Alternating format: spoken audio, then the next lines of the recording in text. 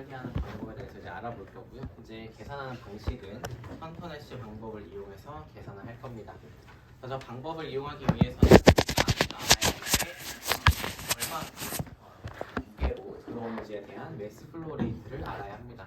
자, 여러분들 싱글 이퀄리브리엄 스테이지에서 이제 터널이 다이어그램을 통해서 아는 것처럼 대부분의 평형값들은 이제 웨이트 퍼센트 얼마만큼의 무게로 존재를 하는지로 존재를 하기 때문에 흡수와 탈거에서는 우리가 몰랄 플로우 레이트를 이용했다면 애객 추출과 같은 공정에서는 우리가 일반적으로 얼마만큼 질량이 들어오는지에 대한 매스 플로우 레이트에 대한 정보가 필요합니다. 자, 그 다음에 설계를 하기 위해서 이와 같은 터널 다이어그램을 이용을 하셔야 되고요.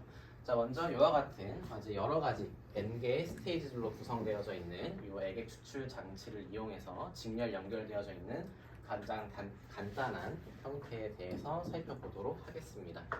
자, 먼저 스킴을 살펴보게 되면 우리가 이제 추출해야 하는 성분을 보게 되면 먼저 A와 B, C로 구성되어져 있는 피드를 첫 번째 이퀄리브리엄 스테이지에 넣어 줄 겁니다. 자, 그 다음에 얘를 추출하기 위해서 우리가 S라는 성분을 갖는 솔벤트를 마지막 단, 반대편 N번째 단으로 반대 방향으로 넣어 줄 겁니다. 자, 그럼 피드는 첫 번째 단을 거쳐서 추출되지 못하고 남은 라피네이트 상을 형성하게 될 거고요. 이 첫 번째 이퀄리브리엄 스테이지에서 형성된 라피네이트 스트림을 두 번째 이퀄리브리엄 스테이지에 피드로 넣어주면서 N번째 스트림까지 왼쪽에서부터 오른쪽으로 유체를 불어 넣어 줄 겁니다. 자, 반면 이 솔벤트는 N번째 스테이지에서 추출을 해서 EN이라는 스트림을 통해서 추출 스트림을 넣어줄 거고요. 얘는 앞단의 스테이지로 다시 추출을 하기 위해서 계속해서 공급이 됩니다. 그래서 궁극적으로 N개의 스테이지들로 구성되어져 있을 때 우리가 넣어주는 것은 첫 단에서의 피드, 그 다음에 솔벤트를 넣어줄 거고요. 이에 따라서 추출 스트림, 최종 추출된 성분은 E1의 스트림을 갖는 익스트랙트 상과 그 다음에 RN이라고 표시된 라피네이트 상을 얻을 수가 있습니다. 자, 그래서 일반적으로 피드와 솔벤트는 서로 다른 방향으로 향유 흐름으로 공급이 되고요. 그 이유는 우리가 애객 추출 같은 경우는 피드와 솔벤트 상의 솔루빌리티 평형값에 기반한 분리를 진행하는데, 만약에 피드와 솔벤트를 같은 방향으로 넣어 주었을 때 첫 번째 스테이지에서 형성된 솔루빌리티의 차이나 두 번째 스테이지에서 형성된 솔루빌리티의 차이가 커지거나 작아지거나 하는 차이가 거의 없기 때문에 우리가 N개 스테이지를 붙이는 이유가 없죠. 그래서 피드와 솔벤트는 서로 다른 방향으로 넣어줍니다. 그래서 이와 같은 스테이지들로부터 우리가 이제 먼저 헌터넷시 방법을 이용하는 방법에 대해서 살펴볼 겁니다. 자, 가장 먼저 우리가 애객 추출 공정은 정상 상태에서 오퍼레이션이 된다라고 가정을 해서 우리가 이제 살펴볼 거고요. 자, 그렇게 되면 우리가 살펴본 피드, 들어간 피드와 솔벤트에 따라서 형성되는 익스트랙트와 라피네이트, 즉 첫 번째 스테이지에서 추출되는 E1과 N번째 스테이지에서 형성되는 라피네이트 상의 합은 넣어준 피드와 솔벤트의 양과 같다라는 식으로 물질 수식을 세워줄 수가 있고요. 얘는 우리가 싱글 이퀄리브리엄 칼큘레이션에서 살펴봤던 믹싱 포인트와 동일한 값을 갖습니다. 자, 우리가 터널 데이터에서 믹싱 포인트를 계산하는 방법은 솔벤트와 피드를 연결한 선과 그 다음에 이 타이라인에 대응돼서 얻어지는 익스트랙트와 라피네이트 이 두 상을 잇는 점으로부터 정의를 할 수가 있었죠. 자, 그래서 이 M 포인트는 처음 시작과 끝, 양 끝단의 값을 이용해서 정의되는 값이고요. 이제 각각 개별 스테이지를 두고 살펴보도록 합시다. 자, 먼저 두 번째 스테이지를 놓고 살펴봤을 때 두 번째 스테이지는 피드가 두 개 있습니다. 자, 먼저 피드, 라피네이트 1이라는 피드가 스테이지 2로 들어오고요. 마찬가지로 추출해주기 위한 솔벤트로부터 추출된 세 번째, 다음 단으로부터 추출된 E3라는 성분이 두 번째 스테이지로 들어옵니다. 자, 정상 상태이기 때문에 들어오는 것과 나가는 것은 동일해야 되죠. 따라서 두 번째 스테이지에서 형성되는 E2와 R2의 값은 같다라는 형태로 물질 수식을 세울 수가 있습니다. 자, 이를 다르게 표현하면 우리가 첫 번째 스테이지에서는 이와 같은 수식을 세울 수가 있고요. 그 다음에 두 번째 스테이지에서는 이와 같은 형태의 물질 수식을 세울 수가 있습니다. 쭉 해서 N번째 스테이지까지 이와 같은 머티리얼 밸런스를 세울 수가 있죠. 자, 정상 상태에서 이 첫 번째 스테이지에서 형성된 좌측 R1-E2는 두 번째 스테이지에서 형성된 R2-E3와 같은 값을 갖는다라는 것을 알 수가 있습니다. 즉, 우리가 다음과 같은 수식을 만들어 줄 수가 있고요. 양 끝단 요 사이 영역에서의 차이는 모두 다 같은 값을 갖는다라는 식을 유도할 수가 있습니다. 그래서 우리는 이 점들을 P라는 점으로 디퍼런셜 포인트라는 점으로 정의를 할 겁니다. 자, 우리가 믹싱 포인트를 터너리 데이터를 통해서 그 교점을 통해서 살펴봤던 것과 마찬가지로 이 디퍼런셜 포인트도 마찬가지로 교점 간의 상관관계식에 의해서 정의할 수가 있습니다. 자, 이 경우에 대해서는 우리가 요 피드와 E1, 그 다음에 RN과 S라는 점을 이어서 생성되는 교점을 우리가 디퍼런셜 포인트 P점으로 형성을 할 수가 있습니다. 자, 그러면 우리가 헌터 나시 방법을 이용해서 이제 n번째 스테이지로 구성되어져 있는 시스템에서 어떻게 시스템을 평가할 수 있을지에 대해서 알아봅시다. 자, 먼저 우리가 가장 먼저 이용을 해야 될 게 특정 온도 압력 조건이 결정됨에 따라서 그에 해당되는 이 세 가지 성분의 평형값, 이퀄리브리엄 데이터와 타이라인으로 구성되어져 있는 이 터너리 데이터가 필요하고요. 자, 그 다음으로 공정을 설계할 때 우리가 먼저 정해줘야 되는 조건이 있습니다. 자, 먼저 n번째 스테이지로 구성을 했을 때 처음부터 n번째 스테이지로 얼마만큼의 피드를 넣어줄 건지, 그 다음에 여기 안에는 얼마만큼 솔루트가 있는지를 알고 있는 상태에서 설계를 시작할 겁니다. 자, 그 다음으로 이 공정을 구현시켜주기 위해서 얼마만큼의 솔벤트를 넣을 건지, 그 다음에 여기 안에는 얼마만큼 엑상의 몰 프랙션이 가지고 있는지도 이미 알고 있는 상태에서 설계를 할 겁니다.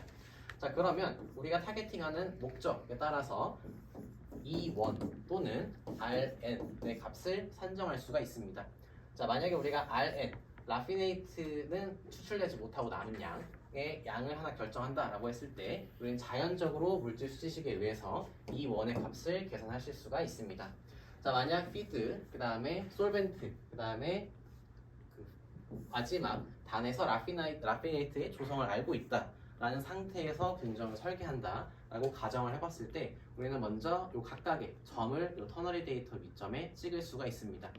자, 먼저 피드 같은 경우는 주어져 있는 조건에 따라서 이 점을 찍을 수가 있고요. 그 다음에 솔벤트도 알고 있는 점이기 때문에 이 점에 찍을 수가 있습니다. 자, 그 다음으로 우리가 n번째 라피네이트 스테이지에서는 이와 같은 조성을 얻고 싶다라고 설계를 시작한다라고 했을 때 우리는 믹싱 포인트, 즉 F와 S를 있는 선과 이 RN에 대응되는 타이라인에 해당되는 이 원의 값을 찾을 수가 있죠. 따라서 이 교점에 따라서 믹싱 포인트를 산정할 수가 있습니다.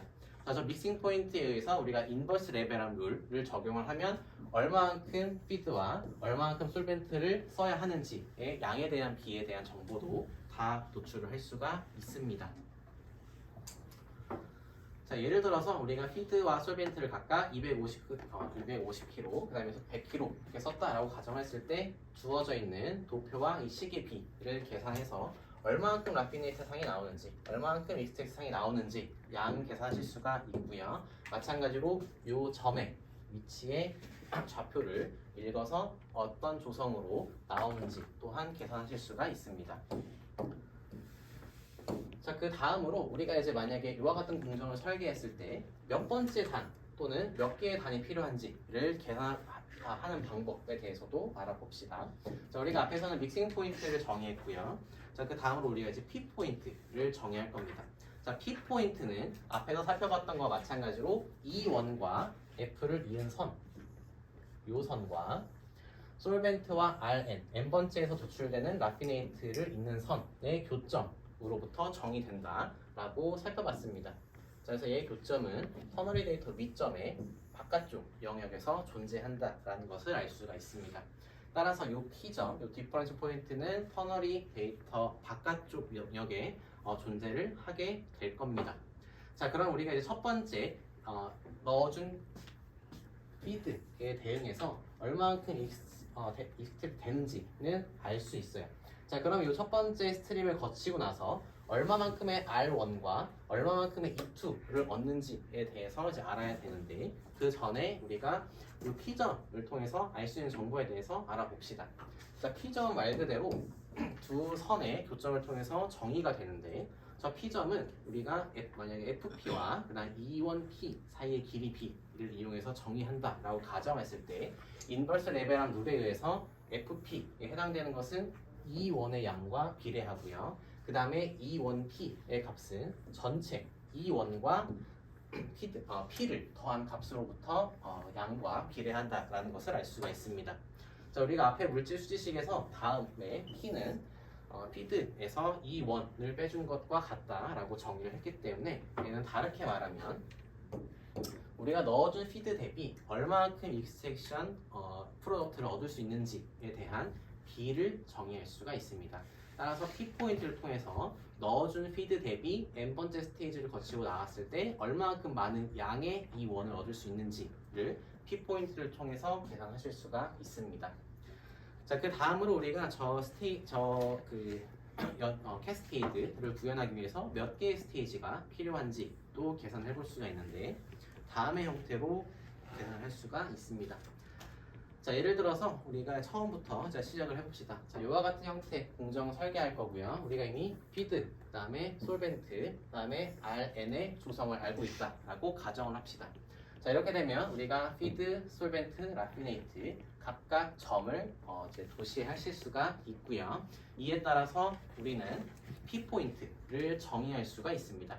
자, 먼저 RN이 정해지게 되면 우리가 타이라인을 통해서 이 원점을 통해서 P점도 찍을 수가 있었죠. 자, 그 다음으로 이 P점에 해당되는 이 원과 대응되는 타이라인이 있다는 것을 알 수가 있습니다. 그래서 타이라인 끝점은 즉 이 특정 조성에서 이 익스트랙션과 라피네이트의 평형 관계를 의미합니다. 즉 우리는 첫 번째 스테이지에서 발생되는 R1의 값을 계산할 수가 있습니다. 자, 그래서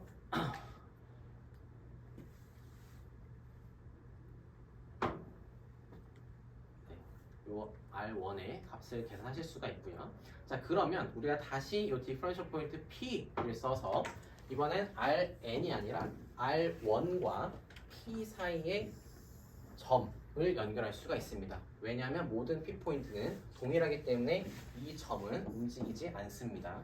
따라서 R1과 P의 선을 연장해서 이에 대응되는 익스트랙션 쪽의 점, 교점을 찾으면 우리는 이 값을 E2라는 값으로 읽을 수가 있습니다. 즉, 두 번째 상위 스테이지에서 도출되는 E2의 조성을 알 수가 있고요. 이에 따라서 이 두 번째 스테이지의 E2를 알았으니까 다시 타이라인을 이용해서 R2의 조성도 계산하실 수 있습니다. 다시 이 R2가 정의가 되면 이 R2와 P 디퍼런셜 포인트를 연결해서 다음 스테이지에서의 익스트랙션 E3를 계산하실 수가 있고요. 이에 따라서 궁극적으로 RN에 도달할 때까지는 몇 개의 스테이지가 있는지 반복적으로 계산하실 수가 있습니다.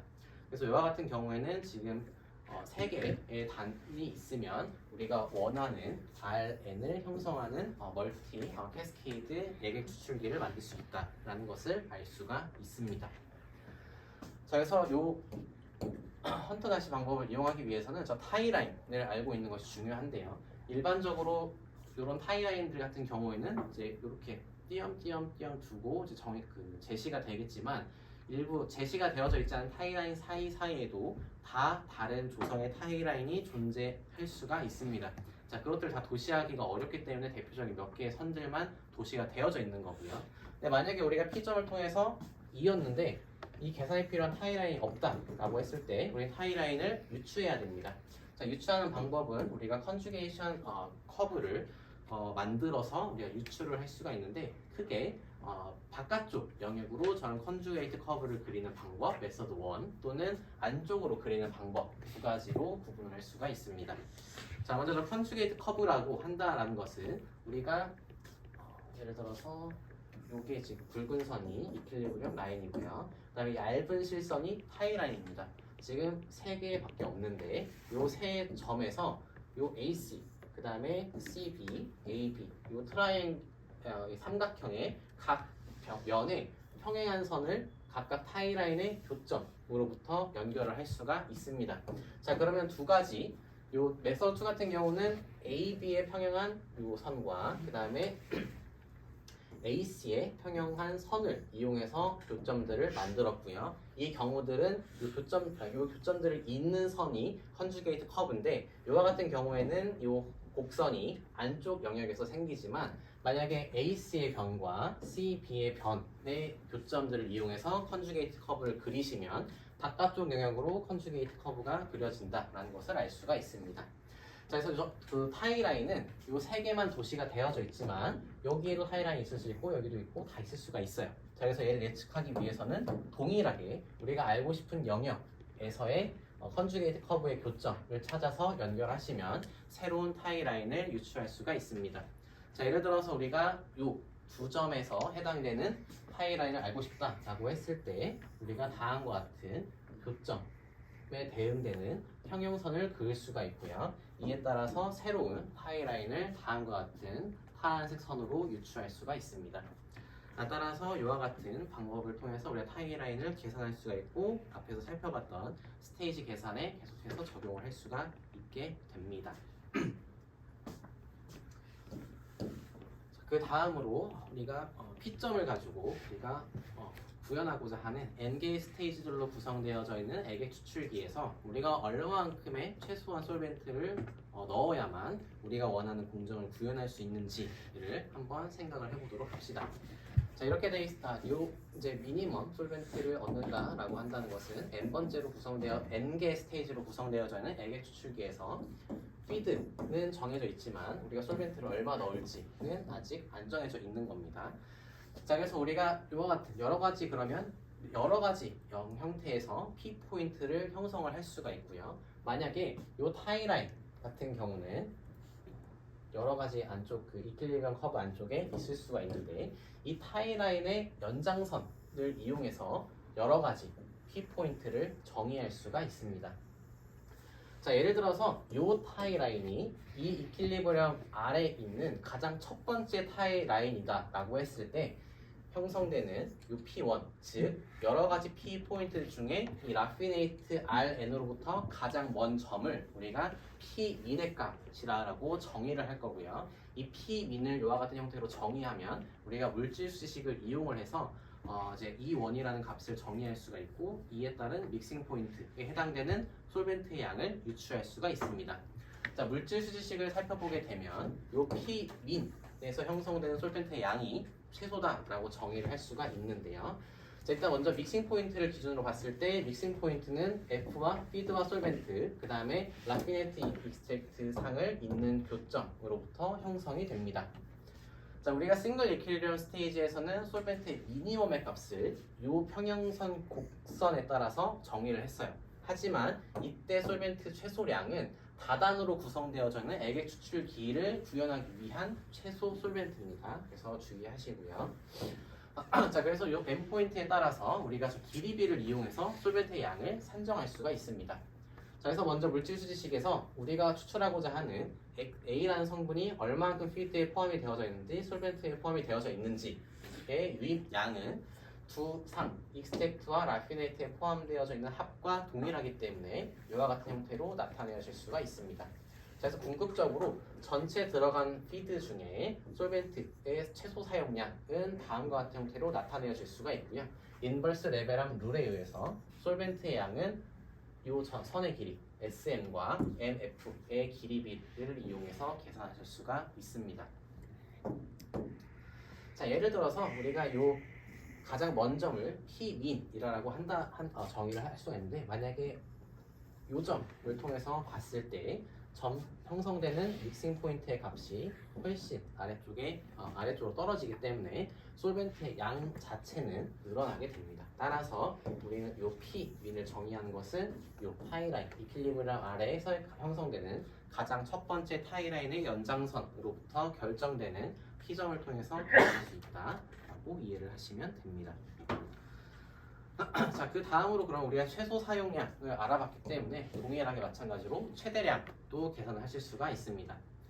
자, 먼저 이 맥싱 포인트 같은 경우는 저 S 솔벤트 점과 피드 점을 이은 요 S F선 위에서 어느 영역에서나 다 존재를 할 수가 있습니다.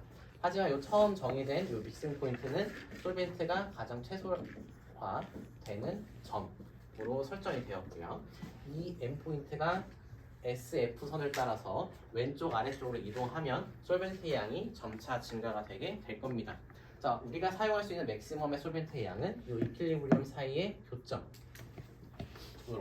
형성되는 M'이라는 점까지 도달을 했을 때 형성되는 양이 가장 최대의 솔벤트의 양이다라고 생각을 할 수가 있습니다. 자, 그러면 우리가 저 두 점을 이용을 해서 들어간 피드 대비 솔벤트의 최소량과 최대량을 산정할 수가 있고요. 우리는 항상 이 범위 내부에서만 오퍼레이션을 할 수가 있습니다. 자, 이 솔벤트를 미니멈으로 사용했을 경우에 헌터 나시 방법을 이용해서 단수를 계산하시면 더 이상 갈 수가 없습니다. 따라서 Rn에 도달하기까지 필요한 스테이지의 개수는 무한대다라는 것을 알 수가 있고요. 반면 솔벤트의 맥시멈 사용했을 때에는 우리가 얻을 수 있는 상은 전량 이 솔루트가 다 솔벤트에 포함이 돼서 익스텍 상에만 존재한다라는 것을 알 수가 있습니다. 따라서 이 경우에는 익스텍 상만 있고 라피닉스 상은 생성되지 않는다라고 알 수가 있겠죠. 자, 그래서 이와 같은 형태로 우리가 여러 가지 단수로 구성되어져 있는 액액 추출 방법, 그다음에 단수 계산하는 방법, 그다음에 솔벤트와 피드의 비율의 미니멈 값과 맥시멈 값을 계산하는 방법에 대해서 살펴봤습니다. 자, 그래서 여기까지가 일반적인 액액 추출을 설계하는 방법이고요. 자, 그 다음으로는 이제 특수한 추출 공정인 이제 초임계 유체를 사용한 슈퍼크리티컬 플루이드 익스트랙션에 대한 내용에 대해서 살펴보겠습니다. 자, 슈퍼크리티컬 플루이드 익스트랙션이라고 한다는 것은 말 그대로 초임계 유체를 추출용 솔벤트로 사용하는 추출 방법입니다. 자, 이것들을 쓰는 이유는 대표적인 이제 초임계 유체인 이산화탄소를 가지고 설명을 할 수가 있는데요. 자, 먼저 우리 온도 압력 조건에 따라서 상평형에 의해서 원래는 액상, 기상, 호상 세 가지 형태가 됩니다. 단 요 전체 세 상은 어떤 특정 온도 압력 조건에서 형성되는 크리티컬 포인트 아래 영역에서만 이와 같은 세 상으로 존재를 하고요. 이 크리티컬 포인트 바깥쪽 영역에 대해서는 슈퍼크리티컬 플루이드라는 초임계 유체로 상이 변화하게 됩니다. 자, 이산화탄소가 가장 대표적인 초임계 유체라고 볼 수가 있는데 이산화탄소는 74바에서 30도 정도 영역에서는 쉽게 초임계 유체로 상을 변화시킬 수가 있습니다. 자, 말 그대로 초임계 유체를 만들어주기 위해서 열 에너지가 많이 필요하지도 않고요. 단순히 가압만 해주면 상이 변화하기 때문에 이산화탄소를 많이 이용을 하고 있습니다. 자, 이 초임계 유체를 사용하는 이유는 일반적으로 우리가 쓰는 솔벤트, 톨루엔이라든지 이런 것들이 특정 석유화합물에 포함되어져 있는 성분들을 녹일 수 있는 한계가 있습니다. 반면에 이런 초임계 유체 같은 경우에는 이 특성에 따라서 특정한 성분들에 대한 용해도가 매우 높기 때문에 이 크리티컬 플루이드, 슈퍼크리티컬 플루이드를 이용합니다. 자, 그래서 이러한 추출 또는 솔루빌리티가 얼마만큼 큰지 작은지를 솔벤트 파워라는 값을 이용해서 계산을 할 수가 있는데 이 그래프는 특정한 파라 ICB라는 성분에 대해서 이 성분이 얼마만큼 이산화탄소를 녹을 수 있는지에 대한 그림을 나타낸 겁니다. 낮은 영역에 대해서는, 즉 초임유체가 아닐 때에 대해서는 매우 작은 양 녹는다라는 것을 알 수가 있지만 압력이 높아지면서 슈퍼크리티컬 플루이드로 변화를 했을 때 그 솔루빌리티가 기하급수적으로 커진다라는 것을 알 수가 있습니다. 따라서 이와 같은 형태를 통해서 우리가 슈퍼크리티컬 플루이드를 사용하는 거고요. 자, 그래서 슈퍼크리티컬 플루이드, 즉 초임계는 솔벤트의 덴시티가 밀도가 매우 높고요. 그 다음에 특정 성분에 대한 솔루빌리티의 값이 매우 큽니다. 자, 그 다음에 더 압력이 올라가면 올라갈수록 분자 자체의 패킹 덴시티가 매우 높아지기 때문에 얘네들이 매우 높은 디피지비티, 이제 그 물질 전달도를 가지면서도 매우 낮은 비스커시티, 유동성을 가집니다. 일단 비스코시티가 낮다라고 한다는 것은 쉽게 우리가 공정에 넣어줄 수 있다라는 말이고요. 그다음에 디피지비티가 빠르다라고 한다는 것은 액상 안에서의 이동 속도, 즉 상평형에 도달하는데 걸리는 시간이 매우 짧다라는 것을 의미합니다. 따라서 이러한 특성들 덕분에 우리가 슈퍼크리티컬 플루이드를 이용해서 액의 추출 공정에 이용을 할 수가 있고요. 따라서 액의 추출 공정을 이제 초인기 유체를 이용할 경우에 대해서는 우리가 특정한 비싼 화합물이라든지 또는 쉽게 손상되는 화합물을 쉽게 회수를 할 수가 있습니다. 하지만 얘는 이제 의약품이라든지 특수 목적에 의해서만 이용이 되는데 그 이유는 이 슈퍼크리티컬 플루이드는 자체적으로 값이 비싸기 때문입니다. 이산화탄소를 아까 예를 들었지만 기체상의 이산화탄소와 초유기 상태의 이산화탄소는 아무리 온도가 낮고 낮은 압력에서 변경이 된다 하더라도 에너지 소모가 많기 때문에 이제 비용이 많이 들고요.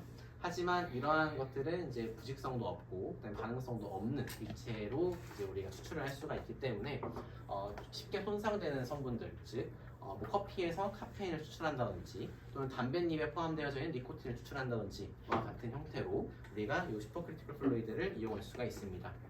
자, 이와 같은 그 커피에서 카페인 추출하거나 담뱃잎으로부터 니코틴을 VLE, 베이퍼 리퀴드 이퀄리브리엄 상태로 이제 우리가 추출할 경우에 대해서는 온도가 올라가기 때문에 이 커피콩 자체가 익을 수가 있고 또는 이 담뱃잎이 탈 수가 있죠. 따라서 우리가 원하는 성분들이 손상이 될 수가 있기 때문에 우리가 추출 공정을 이용하는데 일반 물을 이용하는 것보다 초임기 유체의 물 또는 이산화탄소를 이용하면 그 용해도가 더 많이 높아지기 때문에 우리가 보다 적은 용량 그 설비로부터 많은 원하는 화합물을 얻을 수가 있기 때문에 그와 같은 조건에서는 우리가 초임기 유체를 이용해서 분리 공정을 설계할 수가 있습니다.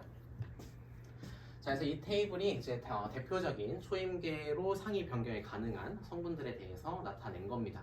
자, 메탄에틸렌도 마찬가지로 낮은 온도에서 압력만 가해주게 되면 슈퍼크리티컬 플루이드로 변환이 되게 되고요. 하지만 메탄에틸렌은 액상으로 변화해도 정정기적인 특성에 의해서 쉽게 폭발합니다.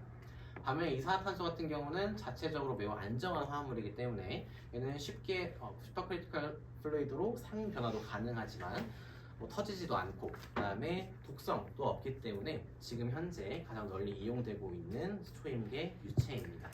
이 밖에도 물이라든지 다른 이제 액상들도 상 변화를 통해서 초임계 유체로 이용을 할 수가 있습니다. 자, 그래서 초임계 유체 같은 경우는 이제 그 열에 쉽게 손상을 한다거나 아니면 매우 비싼, 매우 많이 최대한 많이 추출을 해야 하는 케미컬을 얻기 위한 목적으로 이제 이용을 하고 있고요. 특히 이산화탄소 같은 경우는 폭발하지도 않고 관을 부식시키지도 않고 독성도 없기 때문에 현재 많이 이용되고 있는 이제 케미컬입니다. 자, 그래서 이 그림 같은 경우는 처음에 액상의 그 CO2와 기상의 CO2로 승분리가 일어나고 있다가 점차적으로 온도 압력을 증가하는 형태의 영상을 나타냅니다. 다시 보시면 처음에는 상 분리가 일어나고요. 크리티컬 포인트 30도가 넘어가는 순간 상이 동일해지는 것을 볼 수가 있습니다. 이때 형성되는 상을 우리가 슈퍼크리티컬 플루이드다라는 것을 알 수가 있습니다. 그래서 이와 같은 형태로 우리가 이제 초임기 유체를 이용해서 추출에 사용을 할 수가 있고요. 자, 이산화탄소 같은 경우는 이미 상업적으로 실용화가 돼서 여러 가지 물질들을 추출하는 데 이용이 되고 있습니다. 자, 이때 슈퍼크리티컬 플루이드를 이용하는 장점 중 하나는 이 추출된, 즉 우리가 솔벤트를 이용해서 특정한 성분들을 추출해서 익스트랙트 프로덕트를 얻었을 때 궁극적으로 다시 우리가 원하는 케미컬과 솔벤트를 분리를 해야 됩니다. 하지만 이와 같은 이산화탄소라든지 물로 구성되어져 있는 이런 초임기 유체는 쉽게 기화 또는 액화가 가능하기 때문에 우리가 쉽게 분리를 할 수가 있어요. 자, 예를 들어서 우리가 물과 에탄올을 분리하는 이제 액액 추출 공정을 생각해 본다라고 합시다. 자, 일반적으로 물과 에탄올을 끓는 점의 차이가 작기 때문에 추출 공정이 더 효율적일 수가 있고요. 하지만 저 물과 에탄올을 선택적으로 구분하는 솔벤트는 그렇게 많지 않은데 이산화탄소 같은 경우에는 쉽게 저 에탄올을 녹일 수 있는 특성을 갖고 있습니다. 따라서 이 솔벤트로 이제 초인계 상태의 이산화탄소를 넣어주고 분리에 필요한 피드인 물과 에탄올이 섞여진 피드를 공급을 한다라고 한다면 우리가 밑단에서는 익스트랙트 상을 얻고 아래쪽에는 라피네이트 상을 얻게 될 겁니다. 자, 이때 추출된 에탄올은 초임계 상태의 이산화탄소와 에탄올로 구성이 되어져 있는데 궁극적으로 우리가 에탄올을 얻기 위해서는 CO2를 없애야 됩니다. 자, 근데 이 초윤계 상태의 유체에서 우리가 압력만 조금 바꿔주게 된다면 초윤계 상태, 즉 액상의 이산화탄소는 쉽게 기화가 될 거기 때문에 압력만 낮춰주면 다음과 같은 형태로 쉽게 상분리가 나타나게 돼서 우리가 높은 순도 에탄올을 바로 얻을 수가 있게 됩니다. 자, 그래서 우리가 플래시 드럼과 CO2를 리사이클 시켜주는 장치를 이용해서 이산화탄소를 계속해서 순환하는 형태로 추출 공정을 구현할 수가 있고요. 또는 우리가 압력을 변화하지 못한다라는 조건 하에서는 우리가 높은 압력은 유지하되 나오는 익스트랙트의 상을 끓여서 상분리를 이용해서 마찬가지로 재순환하여서 이용하고 높은 순도의 에탄올을 얻는 공정을 구현할 수가 있습니다. 따라서 이와 같은 추가적인 설비를 이용해서 솔벤트로 이용된 슈퍼크리티컬 플루이드, 초윤계 유체와 우리가 추출한 성분을 구분하는 유닛들을 다음과 같이 설계할 수가 있습니다. 자, 마지막으로 지금 현재 상용화되어져 있는 커피에서 이제 디카테인의 커피를 만드는데 이용되는 초윤계 이산화탄소 추출 공정에 대해서 살펴보도록 합시다. 자, 먼저 커피 안에 포함되어져 있는 카페인은 우리가 이제 물이라든지 이런 것들로 쉽게 추출이 가능한데 초윤계 유체 이산화탄소는 저 카페인을 보다 많은 양 용해시킬 수가 있기 때문에 보다 적은 사이즈에서 더 많은 양 카페인을 녹여낼 수가 있습니다.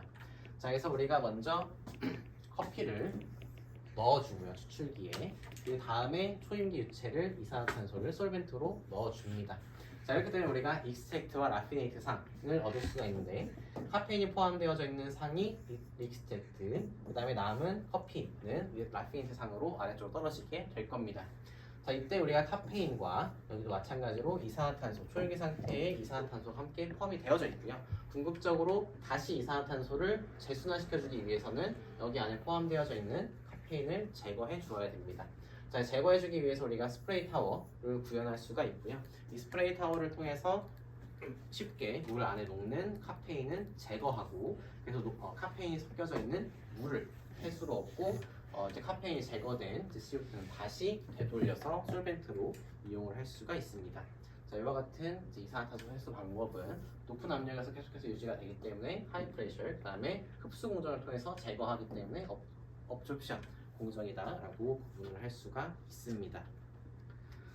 자, 그래서 여기까지 우리가 추출 공정, 리퀴드, 익스트랙션, 이퀄리브리엄 기반의 분리 공정, 그 다음에 여러 가지 스테이지들로 구성되어져 있는 그 시스템은 어떻게 설계할 수 있는지에 대해서 배웠습니다. 중간고사는 오늘 배웠던 내용까지 해서 여기까지 해서 중간고사 범위고요. 이제 앞으로 우리가 남은 학기 동안은 약 한 달 동안은 이제 가장 정통적인 화학 공정에 설계되어 있는 이제 증류탑과 관련되어져 있는 내용을 한 5주에서 6주 동안 배울 겁니다. 자, 그래서 다음 시간부터는 이제 디스틸레이션과 관련되어져 있는 내용에 대해서 다뤄보도록 하겠습니다. 오늘 수업은 여기서 마치도록 하겠습니다.